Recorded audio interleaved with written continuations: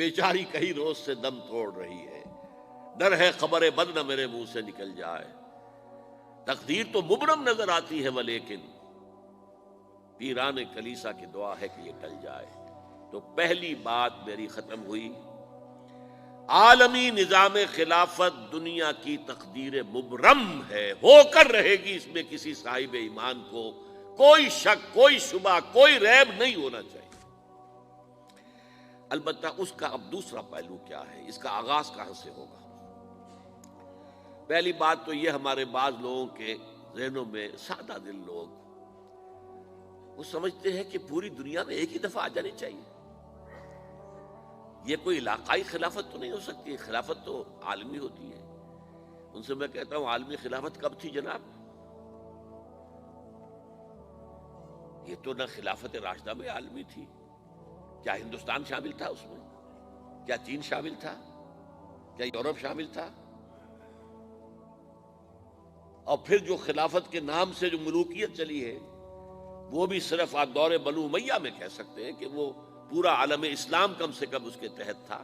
بعد میں خلافت عباس، بنو عباس میں، اور فاطمیین کی خلافت میں، اور آل عثمان جو ہیں آٹومان ٹرکس کی خلافت میں ٹکڑے تھے، حصے بکھرے تھے، کوئی مانتا تھا کوئی نہیں مانتا تھا۔ اور سب سے بڑی بات یہ، اگر ایک دم پوری دنیا پر خلافت قائم ہو سکتی تو حضور کے دست مبارک سے ہوتی، لیکن نہیں ہوئی۔ نتیجہ کیا نکلا؟ ایک ملک میں حضور نے قائم کر دی، جزیرہ نما عرب، یہاں خلافت قائم ہو گئی، حضور خلیفہ ہے۔ اس کے بعد آپ کے خلفائے راشدین نے پھر اس کو وسعت دی، شرقاً غرباً شمالاً، 3 کالمز نکلے ہیں فوجوں کے، صحابہ کرام کے، 3 کالمز، ایک ایسٹ ورڈ، ایک ویسٹ ورڈ، ایک نارتھ ورڈ۔ ایک عراق کو فتح کرتے ہوئے ایران میں پہنچ گیا، خراسان تک چلا گیا، ایک شام کو فتح کرتے ہوئے اور پھر سینائی پیننسولا سے ہو کر افریقہ میں داخل ہوا اور اٹلانٹک تک پہنچ گیا، تیسرا سیدھا شمال میں گیا، لیکن یہ زیادہ دور نہیں جا سکتا تھا، کوکیشین ماؤنٹینز آ گئے، کوہ قاف، اس زمانے میں تو یہ یوں سمجھیے کہ امپیسیبل تھا نا، کوہ قاف، لہذا وہاں آ کر رک گیا۔ اب بھی یہ ہوگا، کسی ایک جگہ سے شروع ہوگا پھر پھیلے گا، اس کے سوا کوئی چارہ کار ہے ہی نہیں۔ اگر ہر جگہ پوری دنیا میں ایک ہی وقت میں ہو سکتا تو حضور کے دست مبارک سے ہوتا صلی اللہ علیہ وسلم۔ اب وہ نقطہ کون سا ہوگا، نقطہ آغاز کون سا ہوگا؟ اس میں پہلی بات تو میں نے کہا، جو شک کرے گا اس کا پھر ایمان مشکوک ہے، ہوگا، لازماً ہوگا، گلوبل ہوگا، پوری دنیا میں ہوگا۔ کہاں سے شروع ہوگا اس میں آپ اختلاف کر سکتے ہیں، لیکن مجھے تو 2 حدیثیں تو ملی ہیں جن سے یہ اندازہ ہوتا ہے کہ یہ اس مشرقی خطے سے ہوگا، عرب کے مشرق کی جانب کسی ملک سے ہوگا، کسی خطے سے ہوگا۔ وہ حدیثیں بھی اب آپ پڑھ لیجیے پہلے، پھر میں کہہ رہا ہوں یہ خزانہ ہے جو ہم نے آپ کی خدمت میں پیش کیا ہے، کاش کہ آپ اس کی قدر کر سکیں، یہ حدیثیں آپ کو ازبر ہو جائیں، یاد ہو جائیں، لوح قلب پر نقش ہو جائیں۔ ہندوستان اور خراسان یعنی موجودہ افغانستان کا ذکر ابن ماجہ کی روایت ہے، عن عبداللہ ابن الحارث رضی اللہ تعالی عنہ قال رسول اللہ صلی اللہ علیہ وسلم یخرج ناس من المشرق یوطئون للمہدی یعنی سلطانہ، یعنی سلطانہ، دونوں طرح سے پڑھ سکتے ہیں۔ حضرت عبداللہ ابن حارث فرماتے ہیں رضی اللہ تعالی عنہ کہ حضور نے ارشاد فرمایا، مشرق کی طرف سے وہ فوجیں نکلیں گی، لوگ آئیں گے جو عرب میں مہدی کی حکومت قائم کریں گے۔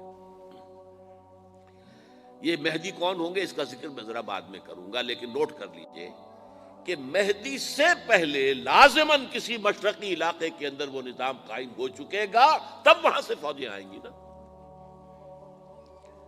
یہ مشرق کون سا ہے؟ عرب کے مشرق میں آپ چلیے، ایران بھی آ جائے گا، افغانستان بھی ہے، پاکستان بھی ہے، اور اگر اسے اور توسیع دیں تو ہندوستان بھی ہے۔ یہ ہے عرب کا مشرق، اس سے فوجیں جائیں گی۔ اس کا کیا مطلب ہے کہ اس میں سے کسی جگہ پر نظام خلافت پہلے قائم ہو جائے گا، تاکہ وہاں سے فوجیں جائیں گی جو جزیرہ نما عرب میں حضرت مہدی کی حکومت کو قائم کریں گی۔ اب دوسری حدیث سنیے، یہ سنن ابن ماجہ کی حدیث تھی جو میں نے آپ کو سنائی، آپ نے پڑھی۔ دوسری، عن ابی ہریرہ رضی اللہ تعالی عنہ،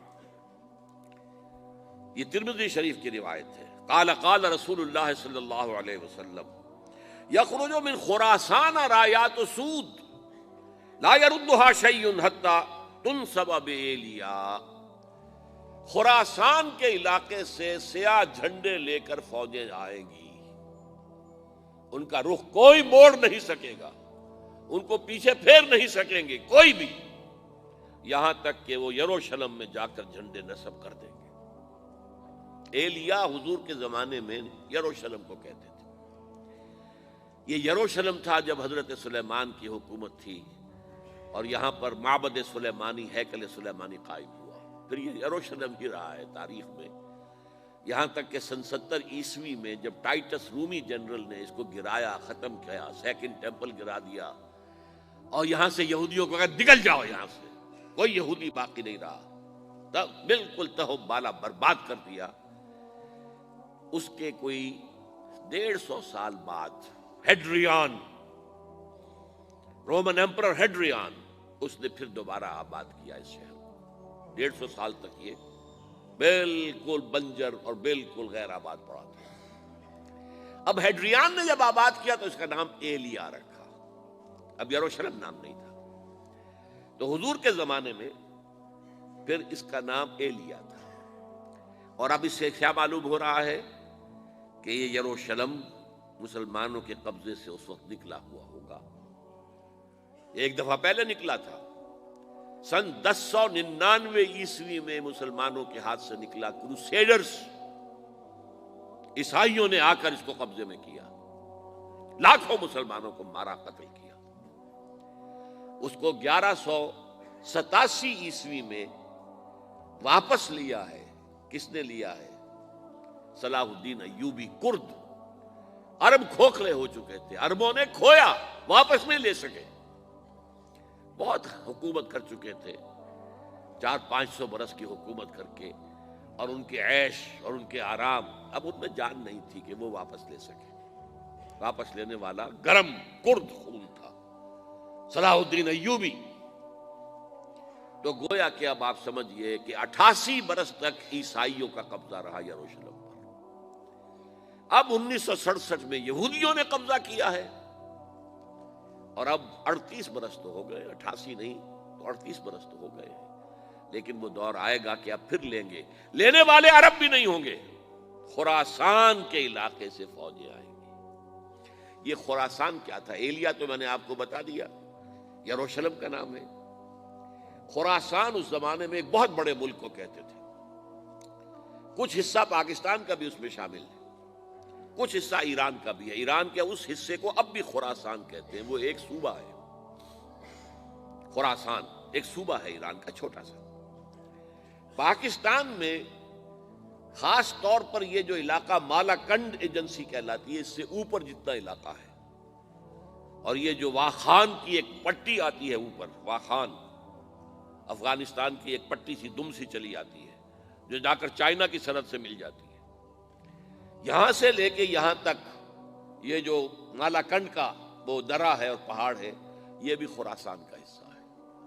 باقی تقریباً 2/3 آف افغانستان ساؤدرن حصہ نہیں ہے خراسان کا حصہ، یہ سیستان کہلاتا تھا، یہ خراسان نہیں ہے، لیکن یہ کہ اوپر کا 2/3 آف افغانستان، اور اس کے ساتھ یہ جو عرب جو اب یہ ترک ممالک آزاد ہوئے ہیں سوویت یونین کی ڈسولوشن کے ساتھ، یہ سارا علاقہ کہلاتا ہے خراسان بزرگ، دی گریٹ خراسان۔